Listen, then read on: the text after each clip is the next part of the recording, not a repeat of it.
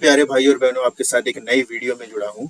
एक ऐसा वचन है जो बहुत ही ज्यादा विवादित रहता है जब हम बाइबल को पढ़ते हैं, नया नियम को पढ़ते हैं।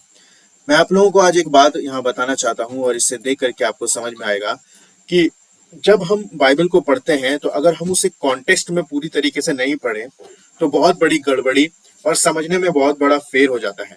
तो आज एक ऐसा बाइबल का वचन को लेकर के बात करेंगे जो काफी कॉन्ट्रडिक्टरी है और लोगों को समझ में आता नहीं है, क्योंकि बाइबल में नए नियम में जहां पर कुछ बातें ऐसी कोट की गई है जिसको हमेशा याद रखिए, कोई भी चीज नया नियम में अगर कोट किया गया है ऐसा बोल करके कि लिखा है, तो वहां पर आप जानिए कि वो चीज हमेशा पुराना नियम से यानी कि व्यवस्था से ली गई बातें हैं।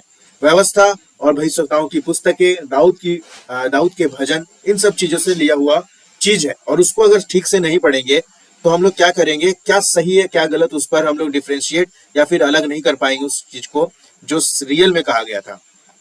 जब हम लोग गलतियों की पत्री उसका 3 अध्याय को पढ़ते हैं और 3 अध्याय में एक जगह ऐसा लिखा हुआ है, का 10 वचन में लिखा है, सो जितने लोग व्यवस्था के कामों पर भरोसा रखते हैं वे सब श्राप के अधीन है, क्योंकि लिखा है कि जो कोई व्यवस्था की पुस्तक में लिखी हुई सब बातों के करने में स्थिर नहीं रहता वह श्रापित है। इस वचन को ध्यान दीजिएगा। पौलुस यहाँ पर इस वचन को कहता है कि सो जितने लोग व्यवस्था के कामों पर भरोसा रखते हैं वे सब श्राप के अधीन है, क्योंकि लिखा है कि जो कोई व्यवस्था की पुस्तक में लिखी सब बातों के करने में स्थिर नहीं रहता वो श्रापित है। क्या पौलुस ये जो बोल रहा है, क्या इस वचन को हम व्यवस्था में या फिर हम पुराने नियम में कहाँ पाते हैं और वो क्या इंगित करने के लिए बोलता है?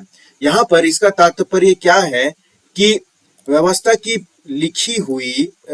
पुस्तक में लिखी हुई सब बातों के करने में, यहाँ पर सब बातों के करने में, यहाँ पर जब बात लिखता है पौलुस तो बहुत लोग क्या किए ना, इसको लेकर के विवाद ये खड़ा कर दिए कि पूरी व्यवस्था जितनी भी आज्ञाएं हैं, बहुत सारे भाई बोलेंगे 613 आज्ञाएं, करेक्ट कर देता हूं मैं उनको, 613 आज्ञाएं हैं, उन सारी आज्ञाओं को लेकर के बात किया जा रहा है। लेकिन क्या सच में यही बात थी? पौलुस जो यहाँ पर कह रहा था, क्या ये पौलुस जो कहा वो ये इसी बात को लेकर के कहता है? अगर हम बाइबल को देखेंगे, मैंने फिर कह दिया कि जो भी कोई ऐसा उठा करके बाइबल में कहता है क्योंकि लिखा है, तो वो कहीं पर भी नया नियम से उठा करके नहीं बोल रहा है, वो पुराना नियम से उठा करके बोल रहा है। आइए मेरे साथ एक वचन निकालिए, इसका क्या तात्पर्य था जब कोई कहता है कि व्यवस्था की पुस्तक में लिखी सब बातों के करने में स्थिर नहीं रहता वो श्रापित है। तो कौन सी व्यवस्थाओं के बारे में पौलुस यहाँ कह रहा है?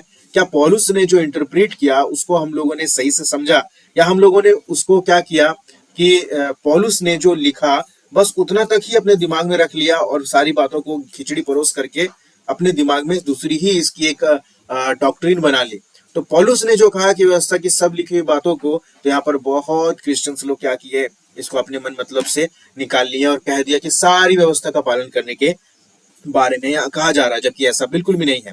आप मेरे साथ निकालेंगे कि ये जो लिखा है, क्योंकि लिखा है, ये कहाँ लिखा है, हम उसको पढ़ेंगे और पूरी तरीके से क्लियर हो जाएंगे। मेरे साथ आप निकालेंगे व्यवस्था विवरण की पुस्तक, उसका 27वां अध्याय। देखिए, व्यवस्था विवरण की पुस्तक उसका 27वां अध्याय, और 27वें अध्याय का सबसे लास्ट वचन में पढ़ेंगे।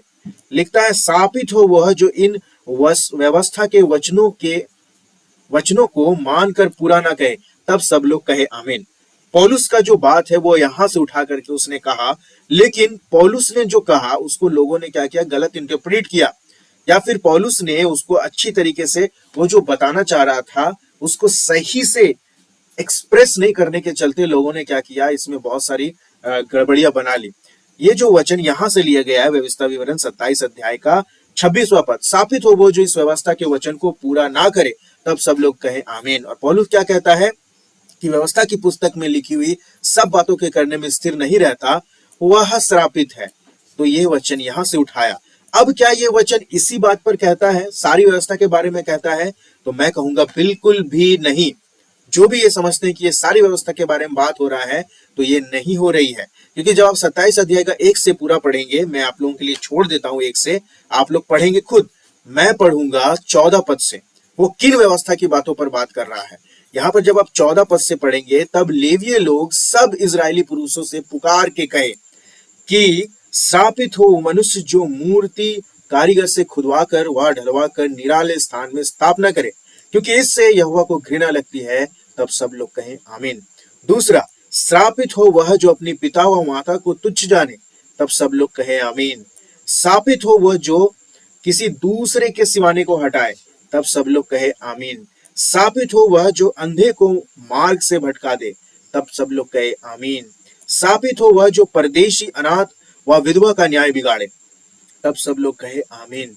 शापित हो वह जो अपनी सौतेली माता से कुकर्म करे, क्योंकि वह अपने पिता का ओढ़ना उघाड़ता है, तब सब लोग कहे आमीन। शापित हो वह जो किसी प्रकार के पशु से कुकर्म करे, तब सब लोग कहे आमीन। उसके बाद, शापित हो वह जो अपनी बहन, चाहे सगी हो चाहे सौतेली, उससे कुकर्म करे, तब सब लोग कहे आमीन। शापित हो वह जो अपनी सास के संग कुकर्म करे, तब सब लोग कहे आमीन। शापित हो वह जो किसी को छिप कर मारे, तब सब लोग कहे आमीन। और शापित हो वह जो निर्दोष जन के मार डालने के लिए धन ले, तब सब लोग कहे आमीन। तो यहाँ पर 14 से लेकर के 25 तक जो बातें कही गई, इस व्यवस्था को ध्यान में रखते हुए, सिर्फ और सिर्फ इस व्यवस्था को ध्यान रखते हुए लास्ट वचन में कहता है, शापित हो वह जो इस व्यवस्था के वचन को मानकर पूरा ना करे, तब सब लोग कहे आमीन। और पौलुस क्या कहता है? पौलुस कहता है कि व्यवस्था की पुस्तक में लिखी हुई सब बातों के करने में स्थिर नहीं रहता, वह श्रापित है। अगर आप भी मेरे प्यारे भाई और बहन, यहाँ पर जो बातें लिखी है, मूर्ति पूजा, पिता माता को तुच्छ जानना, किसी दूसरे का हक मार लेना, अंधे को मार्ग से भटका देना, परदेसी अनाथ विधवा का न्याय बिगाड़ना, सौतेली माता के साथ कुकर्म करना, पशु के साथ कुकर्म करना, बहन के साथ कुकर्म करना, सास के साथ कुकर्म करना, छिप कर मारना, निर्दोष जन को पैसा लेकर के उसका कत्ल करना, इन सब को जो करता है, यही वो व्यवस्था है जिसके कारण कहा जा रहा है कि इसको नहीं मान करके, इस पर्टिकुलर व्यवस्था को जो यहाँ दिया गया है, इसको नहीं मान करके लोग श्राप के अधीन होंगे। तो पौलुस क्या कहना चाह रहा है? क्या विश्वास, जो हम कहते हैं कि विश्वास करने से, क्या हम विश्वास करेंगे तो ये सारा चीजें करने के लिए हम फ्री हो जाते हैं? बिल्कुल भी नहीं। तो कहीं पर भी नए नियम में लिखा हुआ बात है, वो कुछ नया नहीं है, वो पुरानी बातों से ली गई बातें हैं। और वो कहां से ली गई बातें हैं, उसका कॉन्टेक्स्ट क्या है, मैं हमेशा कहता हूं उसको देखना पड़ता है। तो जो भी ये कहते हैं कि 613 आज्ञाएं उसको पूरा करने की बात है, तो यहाँ पर ये बात बिल्कुल भी नहीं है। ये स्थापित होने का वचन यहाँ पर क्लियरली आपको व्यवस्था विवरण 27 का 14 से लेकर के 25 तक किया जा रहा है। अगर ये सब नहीं करोगे, अगर आप मूर्ति पूजा करोगे, पिता माता को तुच्छ जानोगे, दूसरे का हक को मारोगे, अंधे को मार्ग से भटकाओगे, परदेसी अनाथ विधवा का न्याय बिगाड़ोगे, सौतेली माता के साथ कुकर्म करोगे, पशु के साथ, बहन के साथ, सास के साथ, इन सब के साथ कुकर्म करोगे, छिप कर लोगों को मारोगे और निर्दोष जन को मारने के लिए पैसे लोगे, रुपया लोगे, तो इन सब के कारण को आप नहीं मानते तो आप श्रापित होंगे, ना कि पूरी व्यवस्था, है ना। इसलिए हमें देखना पड़ता है कि कौन सा वचन कहां से उठा करके कहा जा रहा है। विश्वास का मतलब ये नहीं कि विश्वास हमने कर लिया, अब इन सारी बातों को करने के लिए हम फ्री हो गए। समझ रहे हैं? ये बात थी, लेकिन पौलुस उसके बाद को ठीक से पढ़ा नहीं, उसके बाद को ठीक से जांचा नहीं। बीरिया की कलीसिया में बाइबल एक जगह बताती है ना, बीरिया की कलीसिया लोग मानते थे, क्या करते थे, कोई भी उसके सामने प्रचार करने आता था वो लोग देखते थे।